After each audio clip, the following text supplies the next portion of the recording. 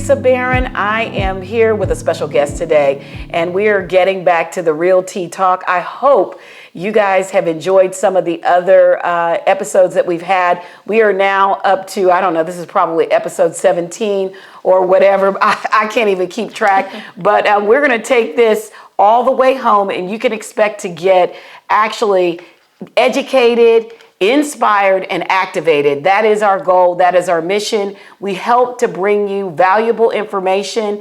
And let me just identify who I am, just so you know. My name is Teresa Barron. I am the broker and the owner of Take a Look Real Estate Brokers. And my broker number is 2010002720, just for compliance sake, so that you can identify me and know exactly where I come from. So today, again, I hope to bring extraordinary value. Who I'm bringing to you is someone that I've come to know over the last several years. It just kind of was a connection there. She came into my office as someone who is giving information on financial literacy. And I mean, she's literally licensed, probably Series 6, 7, if there's an 8, she probably has that one too. I don't even know if that one exists. But anyway, she does, she's playing in the markets, and seriously playing, I mean, giving education, guiding people anywhere from, you know, very lower level investors, maybe $5,000, $10,000 in the market, all the way up to multiple millions. So just listen up. Get to know her. Let me have her share exactly who she is. Her name is Alexis Morley, and she's right here in Central Ohio, operating out of Westerville, Ohio right now. We've moved offices, so I always had to talk to her beforehand and find out exactly which office are you in, because you know everything is electronic these days. Texting, calling, and she usually just shows up at my office. So anyway, I want to introduce her. Her name, again, Alexis Morley. Welcome, Alexis. Thank you, Teresa. Happy to be here. Thank you for having me. Yeah, I'm so excited. I want to get into this because we're here to do a lot of the education piece and just kind of expose people to pieces and parts of the financial markets that they may not know about. So please share just a little bit about yourself, so I don't have to try to figure all this whole thing out. No worries. Well, happy to be here. My name is Alexis Morley, like Teresa had said. I am a financial advisor at Edward Jones. Like Teresa was saying, licensed Series 7, 66. I have been in the financial industry for quite some time now, with Edward Jones in specific, about 2.5 years operating out of Westerville, originally from the Cleveland, Ohio area, and this is what actually brought me to Columbus. Okay. Very happy to be here. So tell us a little bit, because you know this it can be scary talking about the marketplace. You know, when you came in, and you came to visit, I know I was like, well, you know, it's all about real estate for me. You know, this is what I invest in. Can you show me how to make more money than this per month? You know, it's always about that. For me, just looking at the brass tacks of making money. So my question is, well, first of all, tell us how you got into this, and tell us a little bit about your background, because it's important to know your come from. So where do you come from? Who taught you this? Just give us spill the tea. This is the real tea talk, and it's sweet tea. Go ahead, I'm listening. Absolutely. So like I said before, originally from the Cleveland area, I had initially gotten into the financial industry. Well, it's kind of funny. Math was the one good thing I was good at in high school. So I figured, hey, going into college, went to college down in Athens, Ohio at Ohio University, and figured I'll stick with numbers. Wasn't necessarily a big fan of accounting, not to anything wrong against accounting. That just sounds boring. Accounting is boring. Right. Just boring. And an 18-year-old did not want to go the accounting route. So I said, let's go ahead and explore finance. When I first started college, I got to tell you, I wanted the corporate finance route, and it was just an 18-year-old being power hungry, wanting that CFO title. I'm like, yeah, that's what I want. Quickly realizing corporate finance was not what I wanted to do. That's when I started to realize how many different sectors there are in financial services, and really drawn towards the financial advising piece. So when you brought up how I had come into your office and introducing myself, building relationships was always something that was a strong suit for me, something I always desired. I drew a huge passion for finance during my time in school, especially with the stock market, understanding investments, how to make your money work better for you. And I wanted to be able to help other people doing that. My parents growing up, they were divorced. My mom still does have a very successful career in sales, in advertising. And my dad, being also a business owner, had struggles. He, had something where he was trying to build from the ground up, and it was something living paycheck to paycheck. And when you're younger, my sister and I, you don't really see that. You don't start to understand it until you start to grow up and you see really how much a difference will make when you are financially stable, financially healthy. Yes. And it kind of drew towards, I don't want that to happen to other people. I don't want kids to grow up and see their parents struggle and do. At the end of the day, my dad did everything for my sister and I, and same to my mom. They devoted their whole lives to trying to provide the absolute best for us. But you saw it in different ways, and wanting to not just help people with their finances, but teach them about investing. Not just saying, hey, I'm going to help you with investing and don't worry about it. I'll just take care of it for you. Taking it a step further and saying, I want you to know what you're invested in and why it's important to you, why it's important for your specific portfolio, your specific lifestyle, your long-term financial plan. Here's the type of investments, the type of plan we're going to have, and let me at least help you understand why we're doing this. So that way you can almost pass it along, having people, as they're starting to build families, say, I teach their kids this and say, this is how investing and building wealth myself benefited me, and I want you to understand it too, kind of like paying it forward, helping promote financial education. Because at the end of the day, as we start to grow up, especially me looking back, there is such a disconnect in our education system and financial education. It's financial literacy. It's almost like it's hidden. It's hidden, and you learn it from your families. So you learn it from if your parents didn't know it, then I don't know how you're supposed to get it until you bump your head a few times and then have to figure out, maybe I need some help with this. 100%. And I didn't know how to set up a checking or savings account until my parents forced me. Hey, I'm 16, I've got a job. You should probably set up where to put your money. I was taught in 7th grade to write a check. I don't even think that's in education systems anymore. I know in the state of Ohio, our current governor, DeWine, had just passed a law saying now you have to take at least one financial education course before graduating from high school. But that should have happened forever ago. And it's not enough. One is not enough. You don't learn it that quickly. It takes time to adjust those habits. Absolutely. And unless you go to higher education for it, you don't know. You don't know the importance of investing, how to invest, where to start, why it's so important to start early. And you don't have to have that 6-figure job or someone making $100,000, $200,000 a year to accumulate wealth. Let me ask you, have you ever read the book? If not, I'm going to recommend that everybody read the book called The Wealthy Barber. Have you read that book?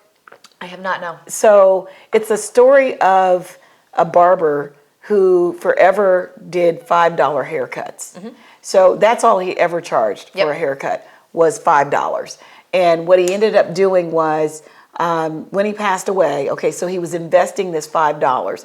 And there was something about investing this $5 in a very secure investment, but the compounding effect over time made him a multimillionaire. And when he passed away, everybody, they saw him in the chair, like the whole neighborhood knew him. Everybody, he's kind of community type dude. And it never charged more than $5, got to, had a quality life, but they found out when he passed away, he was a multimillionaire. That's so interesting. So you got to get that book. It's such a book. I will. I'll have to write it down when we wrap up here for sure. But that's what makes it so fascinating. You don't have to have that big job and that making that big money to accumulate such wealth. It's something that starts as low as $5 and just letting that accumulate your term compound interest. A lot of people are like, okay, I've heard that, but what does that mean? It's truly trying to take $5 and turning that, 5%, now it's this, and then 5% of that. And it's just that compounding factor. And it's almost like a term that everyone knows, but not necessarily why it's important or what it truly means. Oh yeah, it's Yep. a big statement. Well, I guarantee you guys can learn something about it by going to get that book. You can get it on probably Audible or whatever. And I'm not promoting; these people don't pay me, so I'm just really I'm here for you guys. You know, I promise you. We do not endorse. No, or whatever. YouTube for free. I don't know, but the Wealthy Barber was a great lesson for me to kind of to understand the compound interest effect, because it's like if you take $1 and double it just every day, Yep. what happens at the end of that 30 days? And I think it's some incredible amount of money if you just continue to double it. And I think it really Yep. starts to, the impact of that, you can really see it. So everybody should probably do that exercise. Just take $1 and double it every day for 30 days, and you'll kind of get an idea of what compounding can do. Absolutely. So if somebody wanted to, or they were interested in getting started in the marketplace, I mean, and just the different levels of investment and the risk and the people who are not sure, what should they do? Yeah, I know you can tell us. Yes. So when it comes to trying to find that perfect investment, or you spend too much time trying to find that shiny new toy, trying to find that, that Tesla stock before Tesla shot up and now it's Tesla, right? So, you spend too much time on that, where you should be focusing on just the basics, those time-tested quality investments that we have seen thrive in the past, that is going to carry you over that long period of time. And if you are someone that's starting out, the first thing you would ask yourself are, what are my financial goals? Is the money that you want to accumulate something that you want for the next 30 years you want to grow all the way into retirement? Is it something that you want to, hey, in 5 years I want to buy a home? Right. Or in 10 years I want to start a family, save up for a wedding. Start with your time horizon, because that's going to determine what type of investments on a risk level that you should be investing in. Because on that short term, the market tends to look a lot like this. Roller coaster. On a day-to-day basis. Yeah. So when you're looking at a shorter time horizon, you have to be mindful of that too, versus looking at long term. Because when you have 30 plus 40 years to allow that roller coaster to ride out, your portfolio might still look like this on the day-to-day basis, but it's going to slowly start to go like this. The time horizon is the biggest thing. Another very important factor is understanding your comfortability with risk. So if you're someone who says, hey, I have 30 years, but I cannot sleep at night if my portfolio were to drop even the slightest, that's also going to factor into how you want to invest too, because it might be something where I can accumulate a lot of growth, but for the next 30 years, I'm going to lose a lot of sleep at night, cause myself a lot of stress. You might not live it. Yes, live through it with you might the not stress. live through it, right? Yeah. You want to have that healthy balance of understanding what my time horizon is, what is my comfortability with risk, and that is going to determine what type of investments on a risk level you want to be looking into. Yeah, yep. For me, it's just it's just really trying to make sure that folks understand that their money should not be sitting in the bank just sitting. Yep. And you want to tell us why their money shouldn't be, because they don't make no money. But anyway, I'll let you go. No worries. So I want to start by saying, have money in a savings account. Do not have all of your money in a savings account. Before you start investing, the absolute first priority should be creating an emergency cash fund. That emergency cash fund typically can be that sweet spot of between 6 months to a year's worth of expenses you accumulate on a monthly basis. You want to have that liquid money, because if your AC breaks down in the dead of summer, you pop a tire on the way to work, you never know. Something is going to happen and you're going to need that money today. Always, if you do not have an emergency cash fund, I always recommend creating that first, making that priority number one. Okay. The second thing is, okay, now that I've developed where my sweet spot is on a comfortability level, where my emergency cash is, and you start exceeding that, that's when you want to start looking into other options to make your money work better for you. And a lot of that is focused on investing. The reason behind that is because, yes, with investing there comes risks. You're going to follow the gains and you're going to follow the down markets, like what we're seeing in 2022. when it comes to investing. The problem is there's comfortability and there's safety with a savings account. Right. But if you've ever noticed, savings accounts, you're lucky to find anything charging 2 cents. 1% Yeah, interest, right? yeah. Typically savings accounts are between 0 and 1% interest a year.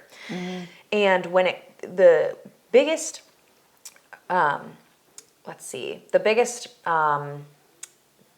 deterrent, I should say, of why you need to be looking at other options is inflation. Inflation is the carbon dioxide of our dollars, is what I like to say. It is always there. Kryptonite. Yep. For those that don't know, inflation is the constant cost of our goods and our services increasing on a gradual basis. So when you hear our parents and our grandparents saying, they used to get paid 10 cents an hour, a gallon of gas was 50 cents a gallon, and now we're looking at $3-4 a gallon, or now we're looking at getting paid 15 an hour. Right. That's that gradual increase of our goods and our services and what we're getting paid. Right. That's inflation.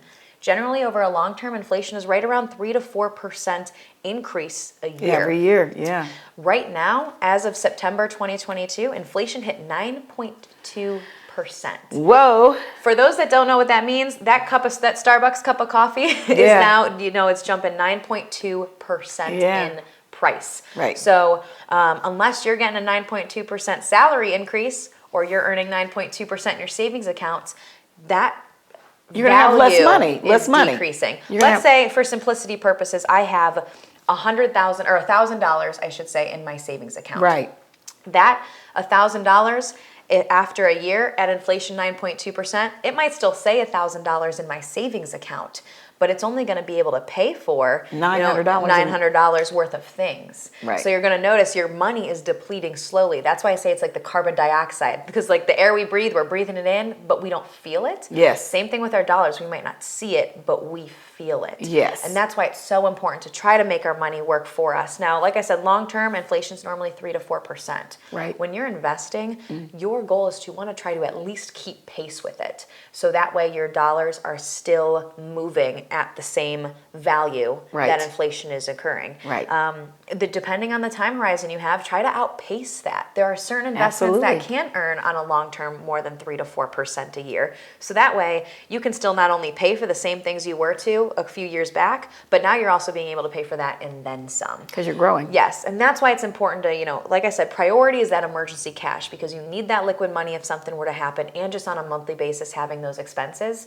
But then once you surpass that comfortability, that money just sitting there is just being eaten away by inflation, and our cost little by little. Yep, our cost of our goods and services just constantly increasing, and you're going to notice your dollars are going to get smaller and smaller because everything's becoming more expensive. Yep. So that cycle, do we ever see? I haven't really seen. I've seen some, but do we ever see deflation? So we've got inflation. And the converse of that might be deflation. So, or is there a different word, different term? So there can be fluctuations. There can be periods of deflation, but overall, everything just goes up. You'll see gas prices is a perfect example. As the supply increases, the price is going to go down. As supply decreases, prices are going to go up. As interest rates start to go down, now the price for borrowing is less. So you're going to notice some things dropping in price, or when you're seeing scales, but overall hasn't been many periods of deflation that's going to help weigh or balance out inflation. Okay. Yep. That's it's interesting to me, because when I look at it, I just want to just kind of take a step back and try to get a big picture view about what's going on in this massive economy. And then we're so impacted because it's not just, the world, just from me going back to school about 10, 12 years ago, it's just become so flat. Yep. Where we've got lots of markets merging markets from, different, totally different cultures. China's got plays a big role in terms of what's going on. It seems like every product at this point is made in China because they can make it more efficiently. Right.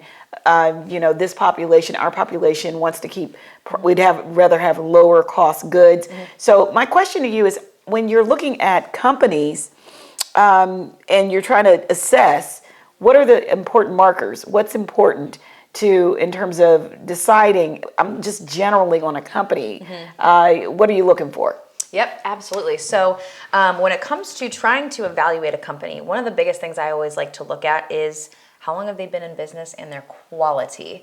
So when you're looking at those big blue chip companies, for example, just to throw some out, Procter & Gamble, Apple, Facebook, now Meta. Meta's big. It's huge. Yes, giant companies that have that time to back them. So those are always almost like a security thing. But you also want to start to look at things like their earnings per share. Right. So when you're looking at different balance sheets and what have you, or you can simply Google it. Hey, what is Facebook or Meta's earnings per share? And that's going to tell you. What that essentially means is their profitability, what they bring in for the year per every share that they have in the market. So if I own one share of Facebook, that's one share. If they have 10 million shares out in the market for people to own, they now take their total earnings, divide that by the number of shares, and if that number is positive, that's a good sign. You want to see something more than more than zero. More than zero, because that's an indication where, hey, they are now bringing in more than the amount of shares that they have, so it's a good outlook.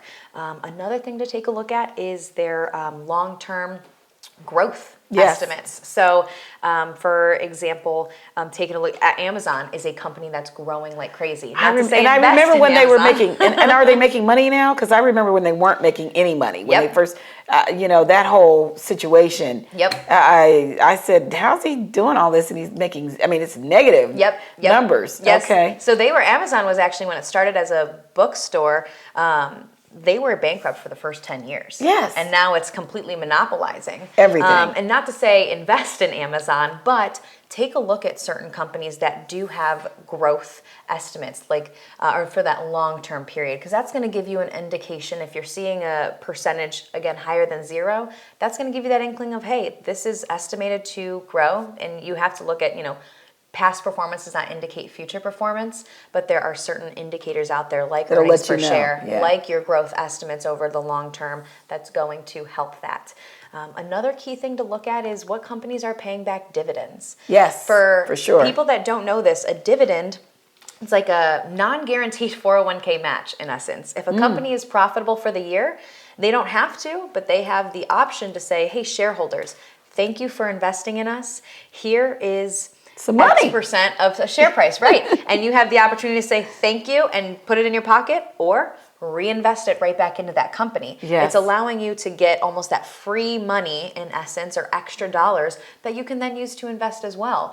Not to say every company that's paying back a dividend is a great investment, but it's another great thing to look at. If you're seeing a company you like the way that it looks and it has a dividend, it's just an added bonus when trying to accumulate your wealth and your profitability. Wow. Yep. Yeah, that's really good information. It's a challenge to try to figure it out and to try to understand how we go about determining, what to invest in and what not to invest in. So we're going to wrap this up, and I want you to just give people a few tidbits, and I just call it spilling the tea because we call this the Real Tea Talk, and it's TEA by intention. It also is an alliteration on realty, Love it. so it's an alliteration. Yes. Yeah, I just have to say, I had to point that out, y'all. That was some thought, and we want to educate. We want people to walk away with something of value. So I want you to give them 3 takeaways that will really help them.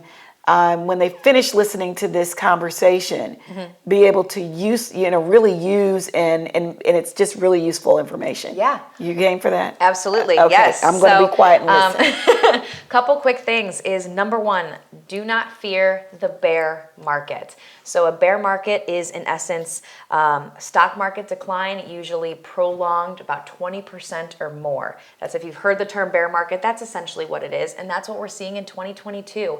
Do not fear it. Just to give people some information, I actually have some numbers here. The market has had, the Dow in specific, has had a 10% or more correction. So that means it has gone down 10% and rebounded 128 times since 1900. Okay. We have had 10% down and rebound at least once a year. Oh. So just to put into perspective, these things happen. Specifically, a bear market has happened 33 times, which is about once every 3 years we experience what we're experiencing now. Okay. And every time it has rebounded. Do not fear the bear. Down markets are ideal for diligent investors. Okay. When you let your emotions get in the way or letting that panic set in and you're saying, oh, the market's going down, my investments are going down, I need to sell and protect it. What ends up happening is you end up missing that market rebound, your dollar's recovering. Which brings me to my next one is time in the market is so much more important than timing the market. And what I mean by that is when you're seeing, a huge fad that we're seeing right now is day trading. Oh, I know, it's crazy. Well, I don't mean to interrupt your thought, but I do want to know, there's a lot of people out there. I've even had one or two that have had a discussion with me about making money on the down and the up and shorting the market or whatever. I see, that's Greek to me. I don't even, I figure I gotta sit there and watch it in order to catch it. Yes. When they're borrowing to get into the market and it's leveraged and all.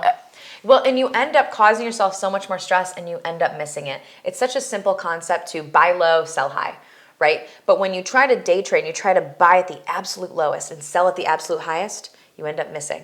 Oh. And so that's why I was like, time in the market. When we have these bear markets, I was, weather the storm. Make sure that your portfolio is set up to, one, protect yourself during that down market, have a strategy there to diversify, but do not be afraid when it happens because it's happening right now and it's going to happen again. I actually have another little tidbit of information. So if you invested $10,000 in the S&P, which is just your standard market overall viewing, $10,000 in 1980, and you just left it. So over that next 40 years, you would have $980,911, an 11.8% return. Wow. If you miss 10 of the best days, so if you have for 40 years, you only miss 10 days. It would have taken 10. It takes you down to $437. Oh, wow. Or $437,902. Wow. So that's over half. You have cut down your entire portfolio by half. You're just by missing 10 days over a 40-year period. Wow. And then, of course, you miss 20 days to 30. It continues to drop down. But that's that time in the market is more important than trying to time it. Right. Time is more important than timing. So incremental investment, on a consistent basis over time. Yes. Would you recommend that? Absolutely. So not to say just set it and forget it for 40 years, right? This is just example purposes. You always want to make sure you're rebalancing your portfolio over time, taking a look at what your portfolio is doing, trying to make subtle changes if needed, and making sure as you get closer and closer to needing that money, depending on your time horizon, making shifts. You don't want to have as much risk as you had at day 0 when you need it on day 20 as you do on day 20, right? So you want to adjust your portfolio over time without trying to actively buy and sell every time. Yeah. If that makes sense. Yeah. Last tidbit of information is start early. Start early. Yeah. It is so important, and to your point that we had said earlier, compounding interest is so important. Another little key point just to really amplify the importance of this, if you want to reach $1 million by age 65, and this is assuming about a 7% rate of return, if you start at age 25, your monthly investment is $405 a month. At 7% return, you're going to hit $1 million by 65. Yeah. If you start at age 55, you now have to save $5,846 a month. Wow. To reach $1 million.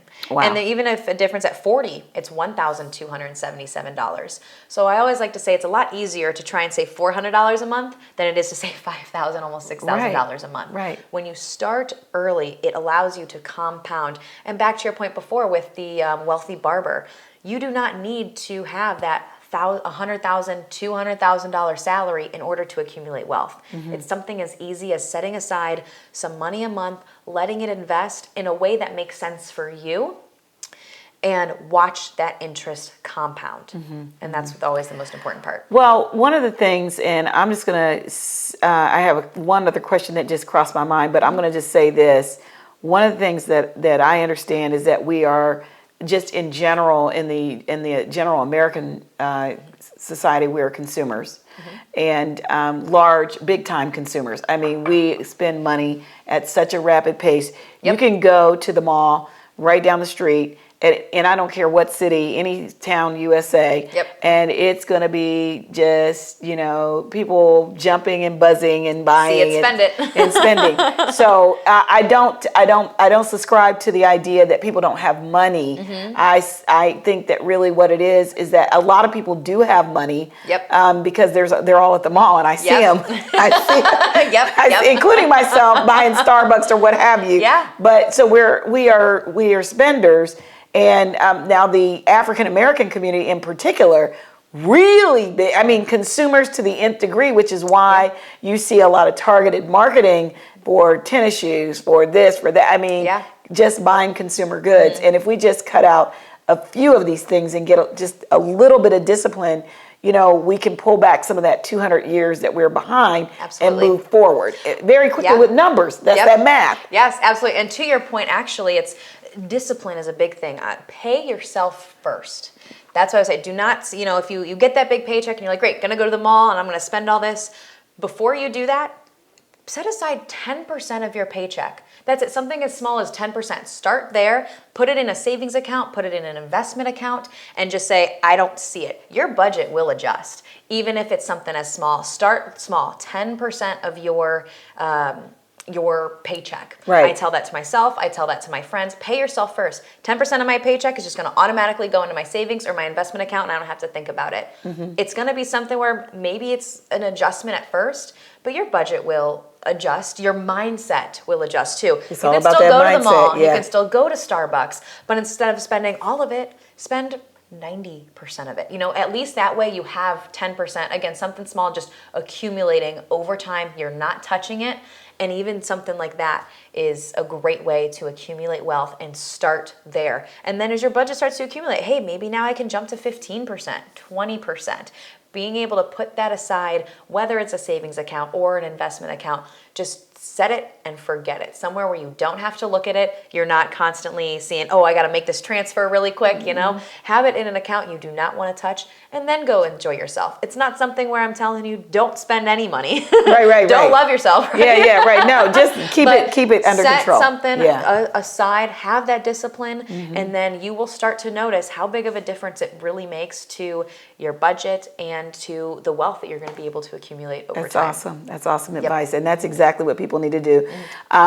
Last thing I want to just touch on is, so we just came out of a pandemic. We see a lot. I wonder how the vaccination situation with all of these companies making these vaccines that are being underwritten by the government, how has that impacted the bottom line? And what do just a general overall impact on healthcare stocks and things like that? I mean, I just heard something about this the other day on another podcast, and I was like, and let me go look at that. See what's up with that. Might be some time to make some money in that. Because, so I'm just going to listen real quick and then we're going to wrap it up. Absolutely. So I do have to say a caveat. I can't make any specific investment recommendations.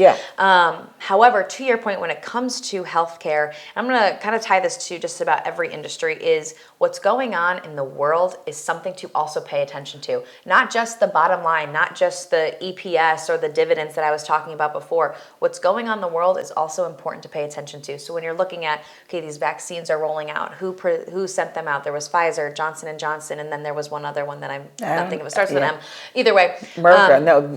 I think, yes. Moderna, so these companies that were rolling out vaccines in the U.S., pay attention to what's going on in the world. Not to say invest in them, but say, hey, these are some companies that maybe I do want to put on my watch list. Or when you're seeing companies on the back end with what we're seeing with gas right now skyrocketing. Maybe I should put the gas industry on my watch list. I have to tell you what I think about that. I do have an opinion. I honestly, I believe that that there's not a shortage of gas. I believe that there's not. This is okay, guys. This is my whole opinion. I don't deal with the financial. I don't have a series anything. I'm the broker, and not I'm the real estate. So I can speculate. So my position is that the government who passed out they passed out because a large percentage of gas price is tax.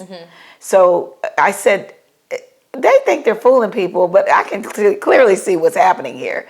So since a large percentage of the price of gas is tax, I figured that with all of these stimulus checks they put out, trillions of dollars in stimulus checks. I mean, everybody was like, and you get a check, and you get a check, and you get a, it's like Oprah's show or something.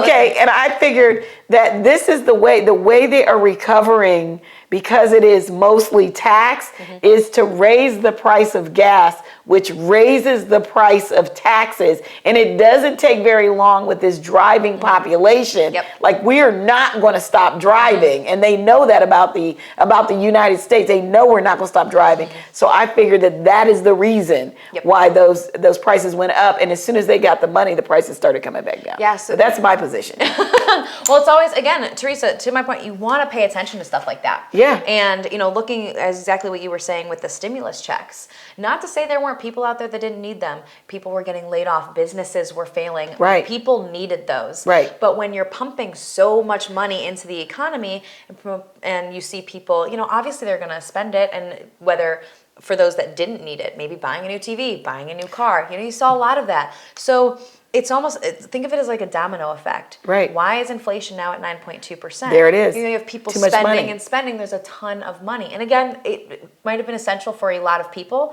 maybe not everybody, but when you're spending and spending, now inflation's at 9.2. And so now you're seeing this very big game of catch up with interest rates. That's why it went from, we were down to like 2, 3, you could probably answer this, 4% down during COVID to try to give some economic easing.